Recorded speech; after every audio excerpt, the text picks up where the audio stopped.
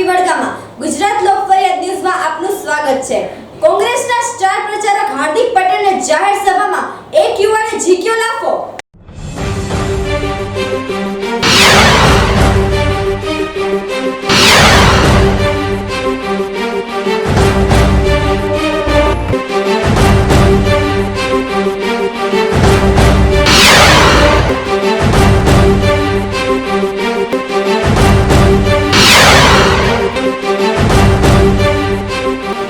હાર્દિક પટેલે લાફો મારનાર યુવાનને કોંગ્રેસના કાર્યકરોએ ઢોરમાર માર્યો।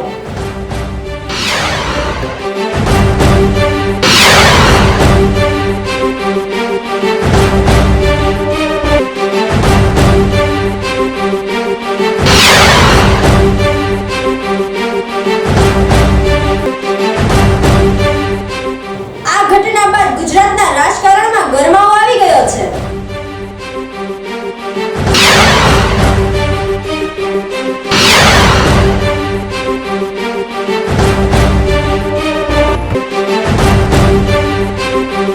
હાર્દિક પટેલે કહ્યું હતું કે હુમલો ભાજપે કરાવ્યો છે।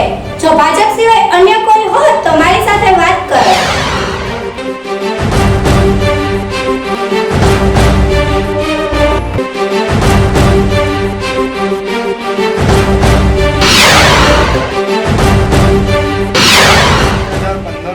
હાર્દિકભાઈએ સભા કરી કે પાટીદાર સમાજ માટે બધું સારું કર્યું એને બરોબર એ વખતે પણ એ વખતે મારી વાઈફ પ્રેગ્નેન્ટ હતી, કરોડ દવા ચાલતી હતી। અમે જે તકલીફ સહન કરી એક વખત નહીં બે વખત તકલીફ સહન કરી, મારી વાઈફનો મિસકેરેજ થવા રહી ગયું, બહુ તકલીફ પડી। પછી એકવાર ભાઈ બીમાર, બાબુ બીમાર હતો, એ દિવસે પણ કલોલ જતા દવાખાના અમને તકલીફ પડી કે ગમે ત્યાં ગુજરાત બંધ કરાવી દે, ગમે ત્યાં તકલીફ કરાવો, ગમે ત્યાં નાત જાતનું કરાવો, આમ પબ્લિક હેરાન થાય। 14 જણા શહીદ થયા, એ પાટીદાર સમાજ માટે કલંક કહેવાય।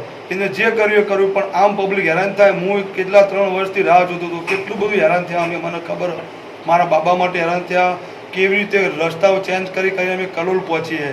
એ ગુજરાતનો હિટલર હોય એવી રીતે શાસન કરવા માગે, એ એની જાતને એવી રીતે સમજો કે હું કવિએ ત્યાં ગુજરાતમાં, પણ આમ પબ્લિકનું શું કરવાનું? આમ પબ્લિક હેરાન થઈ હતી અને મારો જીવ જતો રહે એવી કન્ડિશન હતી, તોય અમે એ દિવસે બચી ગયા।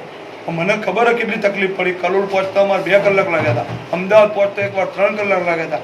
હાર્દિક કે એટલું થાય ગુજરાતમાં, એ ગમે ત્યાં નેટ બંધ કરાવી દે, ગમે ત્યાં કરી દે, સમાજના કોઈ વ્યક્તિનું હબળો નહીં। એના સમાજના કેવા કેવા ધુરંધર વ્યક્તિઓ, એ ઝાલાવાડી 42 સમાજનો છે, વાસુદેવભાઈ લવજી, બુધરભાઈ રામકૃષ્ણવાળા, કાંતિભાઈ રામ, સારા સારા વ્યક્તિઓના સમાજના, એ બાળક બરાબર ગણા, એ કોઈ વ્યક્તિની ગણતરી જ કરતો નહીં।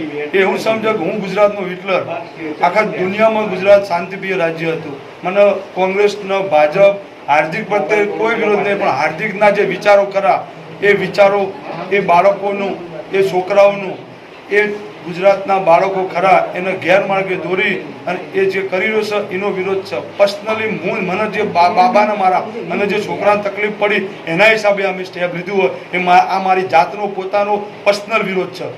મને કોઈ વ્યક્તિએ કહેવામાં નહીં આવ્યું, આ મારી જાતનો પર્સનલ વિરોધ છે અને હું એનો વિરોધ કરતો રહીશ। તો બીજી તરફ જોઈએ તો એનસીપીના ઉમેદવાર રેશમા પટેલ પર પણ હુમલો કરવામાં આવ્યો છે।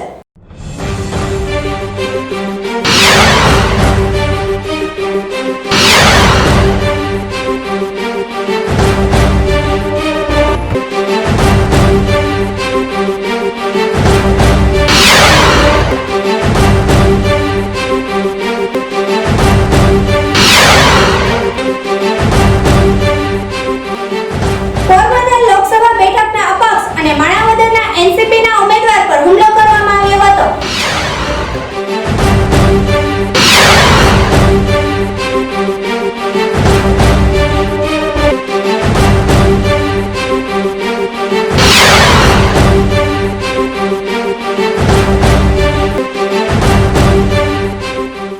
તો આ હતો તમારો સ્પેશિયલ રિપોર્ટ। આવા જ રસપ્રદ સમાચાર જોવા માટે જોતા રહો ગુજરાત લોક ફરિયાદ ન્યૂઝ અને અમારી YouTube ચેનલને લાઈક કરો, શેર